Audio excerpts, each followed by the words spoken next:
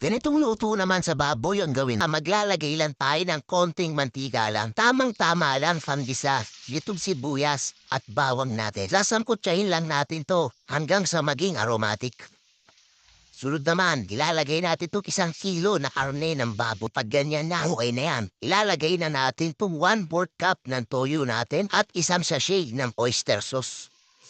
Ang sunod naman na gagawin natin, maglalagay lang tayo dito ng tubig. Tamang-tamang tubig lang para makuberan yung baboy natin. Naglagay din ako dyan ng 1 pirasong 4 cubes at papakuluin lang natin to.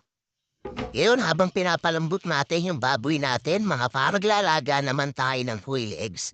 Naglagay lang ako dyan ng paminta, mga 10 pirasong kalamansi at tsaka ng asukal. Yung asukal mga optional lang yan. Nilalagay lang natin yan pambalanse nung layo. Nilalagay na natin yung itlog ng pugo natin mga or yung quail eggs. Tapos naglagay din tayo ng 1 pirasong sibuyas na hiniwa-hiwa lang